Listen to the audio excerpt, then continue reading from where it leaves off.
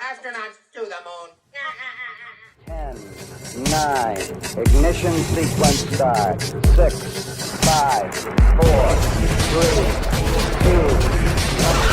3, 2. Welcome to reality.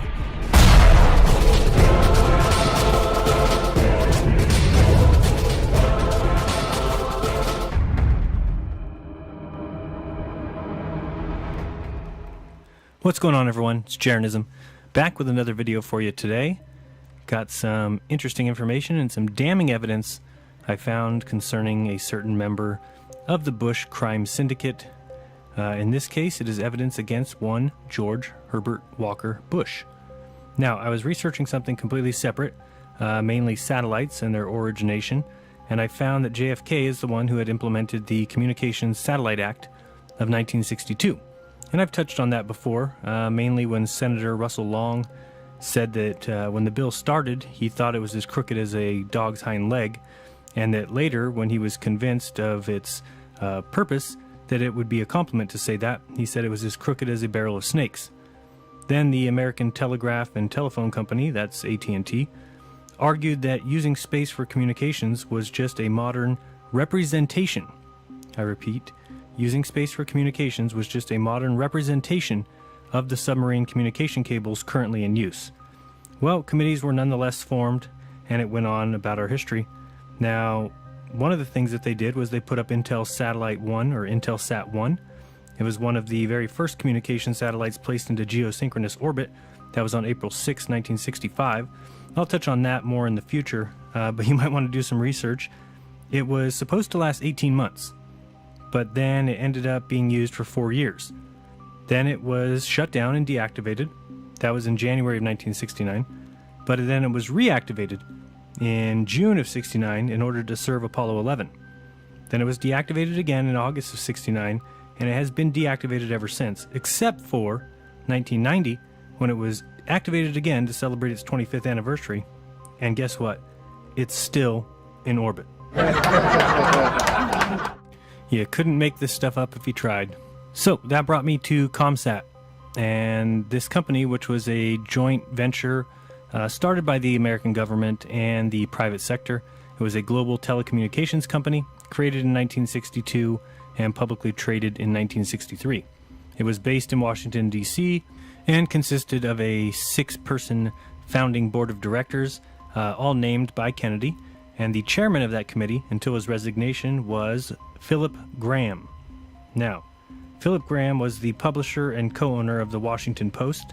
That is because he married Catherine Graham. Now, let me tell you a little bit about him. So he changed, basically, the Washington Post into one of the most influential papers in the country. He went to Harvard Law. He was a trusted friend of both Lyndon B. Johnson and JFK. And JFK, as such, named him the head of the ComStat group. Graham also had very close links throughout Washington, including William Averill Harriman, Richard Beisel, Joseph Alsop, and even Allen Dulles. In fact, Graham and Joseph Alsop convinced Kennedy to make Lyndon Johnson his running mate. So he also had a very close tie with the CIA, close relationships with Tracy Barnes and Frank Wisner. He also played an important role in Operation Mockingbird, which was, of course, the CIA program to infiltrate domestic American media. In 1963, January, Philip Graham told some newspaper editors that JFK was currently having an affair with Mary Pinchot Meyer. But this claim was never reported by the media.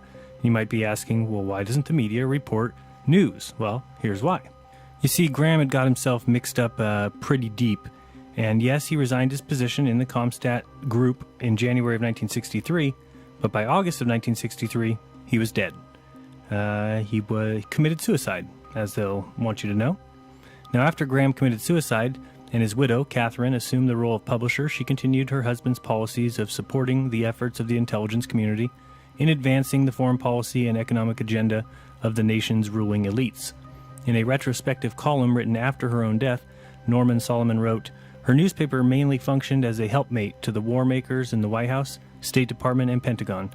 It accomplished this function and continues to do so, using all the classic propaganda techniques of evasion, confusion, misdirection, targeted emphasis, disinformation, secrecy, omission of important facts, and selective leaks. Graham herself rationalized this policy in a speech she gave at the CIA headquarters in 1988. "We live in a dirty and dangerous world," she said. "There are some things the general public does not need to know and shouldn't. I believe democracy flourishes when the government can take legitimate steps to keep its secrets and when the press can decide whether to print what it knows." In 1953, Joseph Alsop, one of America's leading syndicated columnists, went to the Philippines to cover an election. He did not go because he was asked to do so by the newspapers that printed his column. He went at the request of the CIA. In an article from Rolling Stone magazine, 20th of October 1977, Carl Bernstein said, "Alsop is one of more than 400 American journalists who in the past have secretly carried out assignments for the Central Intelligence Agency, according to documents on file at CIA headquarters. Journalists provided a full range of clandestine services, from simple intelligence gathering to serving as go-betweens with spies in communist countries. Reporters shared their notebooks with the CIA and editors shared their staffs. Some of the journalists were Pulitzer Prize winners, distinguished reporters who considered themselves ambassadors for their country. Most were less exalted, foreign correspondents who found out that their association with the agency helped their work, stringers and freelancers and full-time CIA employees masquerading as journalists abroad. In many instances, CIA documents show journalists were engaged to perform tasks for the CIA with the consent of the management of America's leading news organizations." You see, while Philip Graham's stewardship, the Post blossomed and expanded, including the purchase of Newsweek magazine and other media properties. Following the establishment of the CIA in 1947, Graham also forged close ties to the CIA to the point that he was described by author Deborah Davis as one of the architects of what became a widespread practice, the use and manipulation of journalists by the CIA, a CIA project known as Operation Mockingbird. According to Davis, the CIA link was integral to the Post's rise to power. Basically, the Post grew up by trading information with the intelligence agencies. In short, Graham made the Post into an effective and influential propaganda conduit for the CIA. And despite all this, there was, by the time of Eugene Meyer's death in 1959, a growing gulf between Graham and his wife and his father-in-law, who was having second thoughts about turning his empire over to Graham. So Graham then took a mistress, Robin Webb, whom he put up in a large house in Washington. Graham was known to be a drinker who was abusive to his wife both privately and publicly. Katharine Graham's biographer, Deborah Davis, had pointed out that Philip Graham had also started rattling the CIA. She said he had begun to talk after a breakdown about the CIA's manipulation of journalists. He said it was disturbing him. He turned against the newsmen and the politicians whose code was mutual trust and silence. The word was that Phil Graham could not be trusted. Graham was actually under surveillance by somebody. Davis has noted that one of Graham's assistants recorded his mutterings on scraps of paper. His legendary mental breakdown that developed over the next several years was more of a consequence of the psychiatric treatments to which he was subjected to, and Graham may have been victim of the CIA's now infamous experiments in using mind-altering drugs. The Graham split was a major social and political upheaval in Washington, considering the immense power that the paper and its intimate ties to the CIA and the nation's elite. Graham startled Williams by saying that not only did he plan to divorce Katharine, but that he wanted to rewrite his 1957 will and give everything Kay stood to inherit to his mistress, Robin Webb, effectively depriving Katharine of her controlling interest in the powerful newspaper.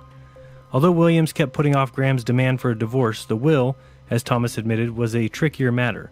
3 times in the spring of 1963, Graham rewrote his original will of 1957, and each of Graham's 1963 revisions reduced his wife's share and expanded the share that he intended to give to his mistress. Ultimately, the last version cut out Katharine Graham altogether. A nasty fight was looming. Katharine obviously knew something was afoot because, as Deborah Davis reports, Mrs. Graham told her own attorney, Clark Gifford, that the divorce settlement must assign control of the Washington Post and all of the Post companies exclusively to her. Matters finally came to a head when Philip attended a newspaper publishers convention in Arizona and delivered a blistering speech attacking the CIA and exposing insider secrets about official Washington business, even to the point of exposing his friend John Kennedy's affair with Mary Meyer, the wife of a top CIA official, Cord Meyer. At that point, Katharine flew to Phoenix and snatched up her husband, who was captured after a struggle and then put in a straitjacket and sedated. He was then flown to an exclusive mental clinic in the Washington suburb of Rockville, Maryland. On the morning of August 3, 1963, Katharine Graham reportedly told friends that Philip was better and coming home. So she drove to the clinic and picked up her husband and drove him to their country home in Virginia. Later that day, while Kay was reportedly napping in her second-floor room, her husband died of a shotgun blast in the bathtub downstairs. Although the police report of the incident was never made public, the death was ruled a suicide. During probate, Catherine's lawyer challenged the legality of the last will, and Edward Bennett Williams, wishing to retain the Post account, now testified that Phil had not been in sound mind when he had drawn up his final will. As a result, the judge ruled that Phil had died intestate. Williams helped Catherine take control of the Post with no significant legal problems and ensured that the final will, which left the Washington Post to another woman, never entered the public record. Deborah Davis wrote a biography of Kay and never once suggested that Philip had been murdered, but she has said in interviews that there's some speculation that either Catherine arranged for him to be killed or somebody said to her, "Don't worry, we'll take care of it."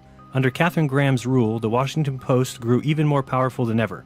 In her book, Catherine the Great, which Mrs. Graham worked hard to suppress, considering the record of Catherine Graham and her Washington Post empire, Washington humorist Art Buchwald probably wasn't far off from the truth when he told the Washington elite who gathered for Mrs. Graham's 70th birthday, "There's one word that brings us all together here tonight, and that word is fear."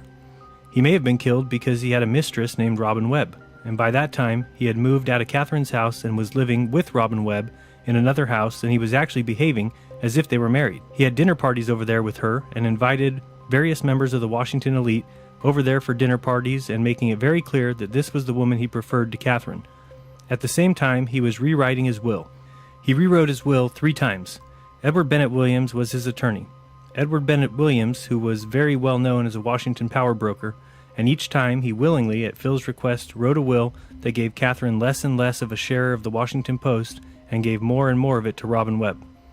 By the 3rd rewrite, she had nothing, and Robin Webb had everything. And this was at the time when Catherine had pretty much given up on the marriage and realized that in order to save the newspaper, which she thought of her family newspaper, her father built that newspaper, and she didn't want to let it go to some mistress of her husband. She had come to the conclusion that she either had to divorce him and win the paper in some sort of settlement, or have him declared incompetent. But after he started speaking out against Kennedy and the power elite, she was out of options, and felt he was better off dead. So, did he commit suicide? Or was he shot to keep him quiet and the Post in Kay's hands? We'll never know. So, what does this have to do with George Herbert Walker Bush? Well, if you've ever seen Bush talk about his recollection of the Kennedy assassination, it's definitely interesting. First, let's see him talk about it here at Gerald Ford's funeral. Time and again, he would step forward and keep his promise, even when the dark clouds of political crisis gathered over America. After a deluded gunman assassinated President Kennedy. Did I miss the funny part? What is funny about a deluded gunman? After a deluded gunman assassinated President Kennedy. After a deluded gunman assassinated President Kennedy. Well, a smile certainly does say it all, huh? So where was George Herbert Walker Bush on that now infamous November day? Well, Russ Baker has done some of the best research on the whereabouts of George Bush and wrote the book Family of Secrets. He talks about that famous day here. Somebody had asked him very innocuously, where were you the day that John F. Kennedy was assassinated? And they expected he would tell them some heartwarming or some touching or at least interesting story. And instead he said, gosh, where was I? I just can't remember. And I thought, well, that has to be the strangest darn thing. In fact, let me ask you, anybody here who was 5 years old or over November 22, 1963, how many of you do not remember where you were that day? So, does anyone watching, born prior to 1960, not recall where they were when John F. Kennedy was shot on November 22nd, 1963? Note for the record, not a hand has gone up. So, see, he either has a really, really bad memory or there's something else going on. Now, I was fascinated by that, and so during the 5 years I researched Family of Secrets, I ran multiple research tracks, and one of them that I spent a full 5 years on was trying to answer this thing. Why could he not remember where he was, and where was he? Well, the answer to that is contained in 4 chapters in Family of Secrets. It may be the most explosive material in the book, and they're all facts, they're all documented, you can do what you will with them. I'll just give you a few of them just to sort of whet your appetite. On November 22, 1963, Poppy Bush, the man who later could not remember where he was, there is a declassified FBI memo from J. Edgar Hoover, and it references the Kennedy assassination, and it talks about a briefing on November 23 dealing with the assassination and Cuban exiles. Excuse me.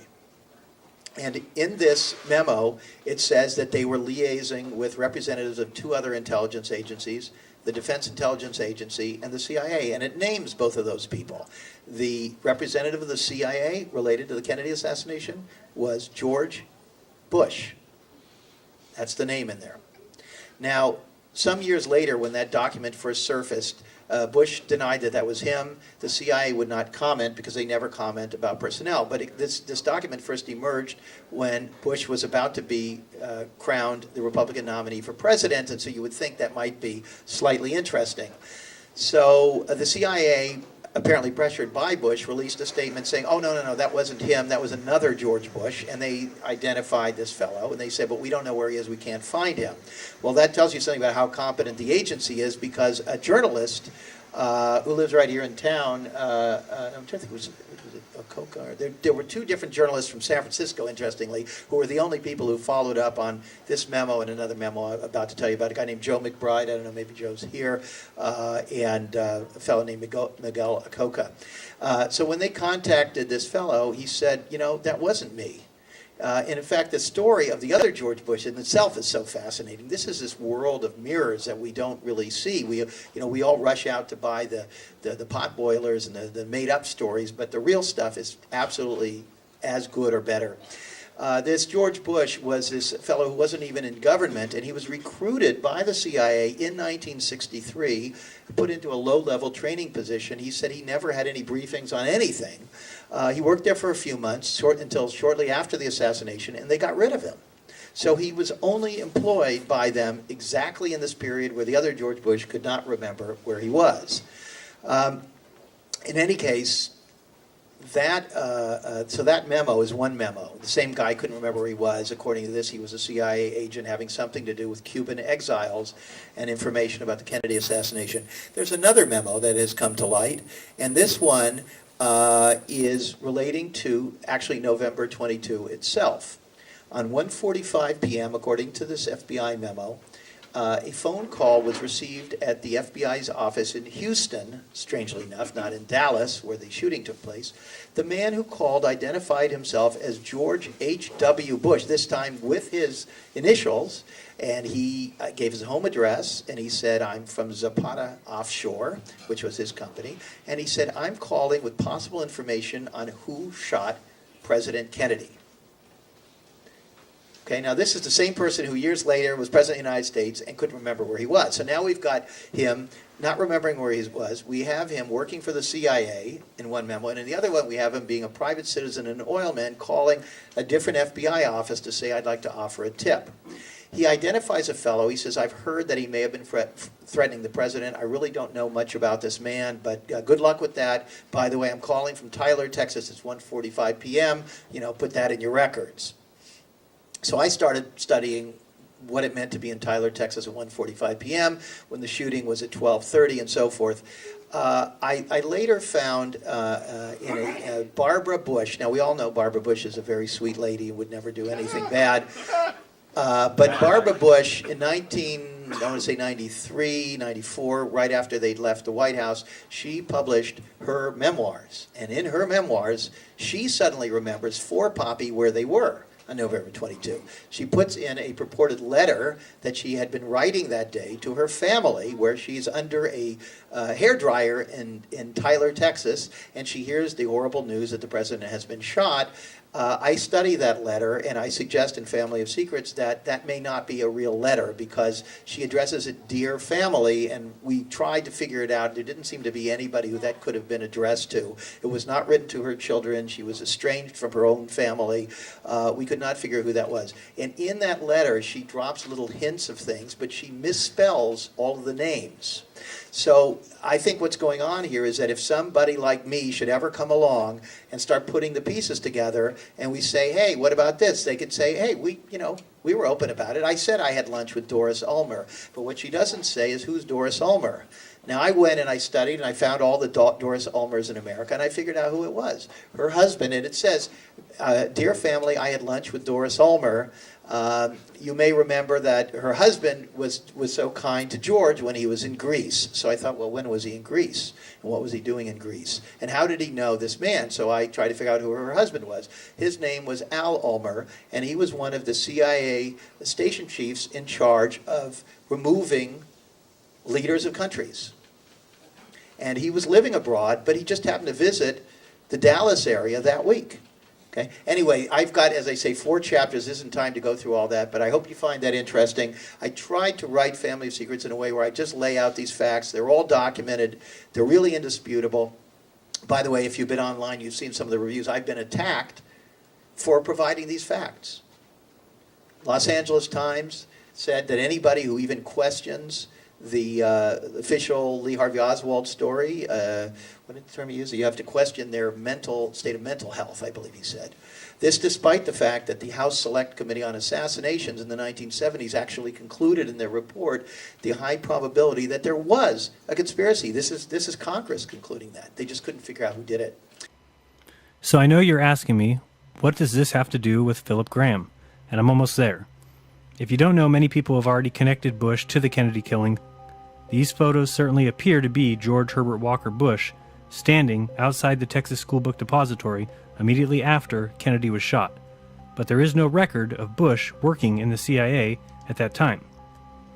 George Bush is one of the very few people who cannot recall where he was at the time of the assassination. He was 39 years old at the time and chairman of the Harris County Republican Party and an outspoken critic of JFK. But on November 21, 1963, he was staying at the Sheraton Hotel in downtown Dallas and spoke that very evening to the American Association of Oil Drilling Contractors. Sometime later, he was also reported at the ratification meeting at the home of Clint Murchison Sr., receiving last-minute instructions and toasting JFK's murder the night before it happened. For that info, see Madeline Duncan Brown, who wrote the book Texas in the Morning. It was corroborated by Nigel Turner in Part 9 of The Guilty Men of the Men Who Killed Kennedy. George Bush was more than likely recruited in his college days at Yale when he was part of the Skull and Bones Society, and he and his wife Barbara moved to Houston, where he ran an offshore drilling company, Zapata Offshore Company, which was a CIA front with rigs located all around the world, making it very easy for him to vanish for weeks at a time on CIA business that no one would ask what he was doing. Bush was a major organizer and recruiter of the Bay of Pigs invasion, which was codenamed Operation Zapata. Colonel Fletcher Prouty, former Pentagon high-ranking official, who was the basis for the Colonel X character in Oliver Stone's JFK, obtained 2 Navy ships for the operation that were repainted to non-Navy colors and then renamed Houston and Barbara. This FBI memo, dated 22nd of November 1963, states that Bush called from Tyler, Texas, but that is no proof that he was actually there. The memo, however, does tell us that the first moment that Bush had to create a phony alibi was at 1:45 p.m. Bush was staying in a downtown Dallas Sheraton Hotel just blocks away from Dealey Plaza, yet he's trying to tell us that he was in Tyler, Texas at 1:45. Bush's CIA assignment was in Dallas. That's why he was staying there. So what would he have been doing in Tyler, Texas? JFK had been shot at 12:30 p.m. Would Bush not have been in Dallas at 12:30 p.m. as well, like everyone else, which was presumably the reason for having him there in the first place, staying at the Dallas Sheraton Hotel? The alibi for November 22, 1963 is clearly fabricated, and we have evidence that shows he was there. That means that he was lying and probably an accessory to JFK's murder. Bush maintained for 20 years that he simply did not remember what he was doing at the time of the assassination, but all of a sudden, he then concocted a story that he was speaking in Tyler, Texas at a Rotary Club when he was told of JFK's death. Does anyone think that makes sense? That Bush was making a speech at that time in Tyler, Texas to the Rotary Club after the President and Governor Connally were already known to have been shot at 12:30 p.m.? President Kennedy had been scheduled to give a speech at lunchtime at the Dallas Trade Mart after he had passed through Dealey Plaza. So everyone who was anyone around Dallas was going to either attend that speech or they had already heard about these shootings and were paying attention to local news concerning the gravely wounded president and governor. A speech being given in Tyler, Texas, inside of a building owned by right-wingers to a group of Republican JFK haters hardly qualifies as evidence that Bush was not in Dallas, Texas, where the available evidence suggests that he was on assignment for the CIA and was supervising the second-floor Dowtex hit team. An FBI memo from Director J. Edgar Hoover, discovered by John McBride in 1988, but written just 7 days after the assassination, provides the verification that George H.W. Bush was an officer of the CIA in 1963 and was provided with updates on an anti-Castro Cubans. George Bush has said this memo was referring to another George Bush, because he didn't work for the CIA at that time.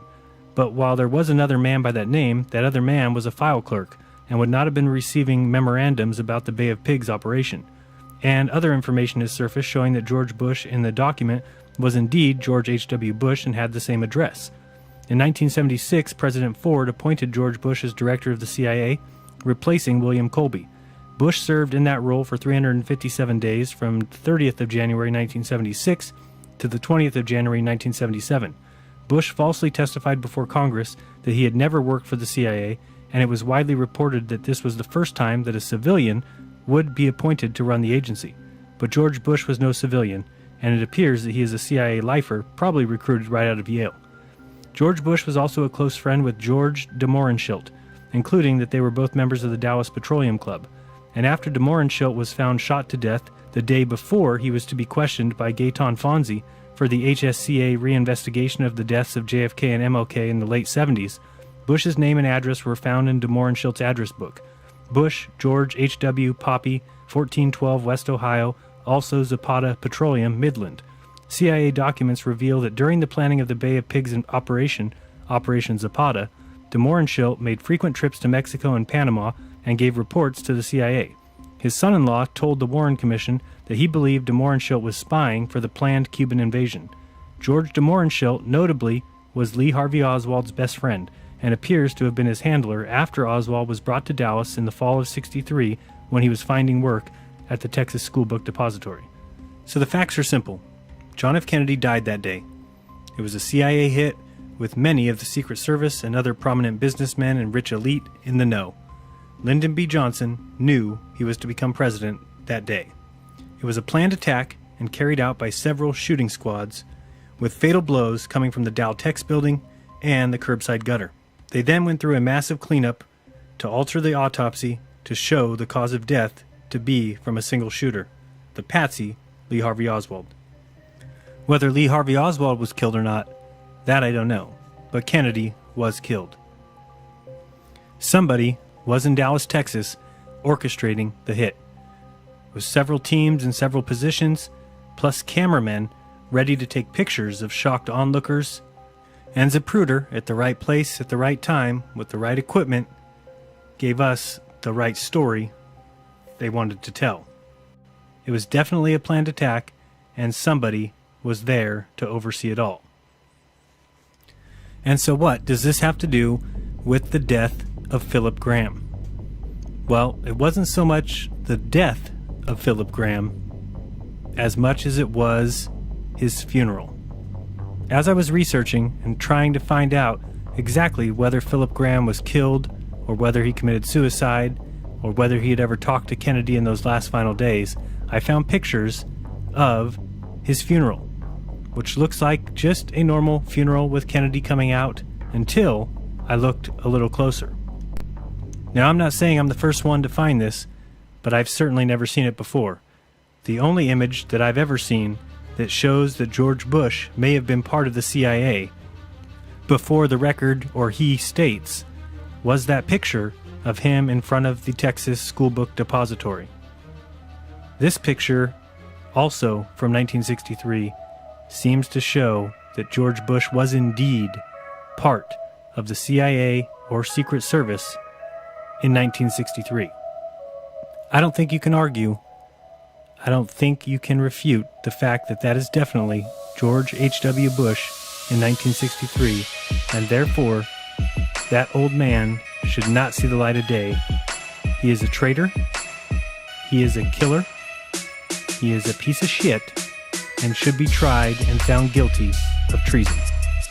I no longer think his son misspoke here. I think it's the way the Bush family operates. Our enemies are innovative and resourceful, and so are we. They never stop thinking about new ways to harm our country and our people, and neither do we.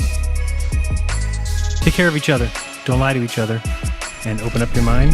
There's truth inside. Till next time, this has been Journalism.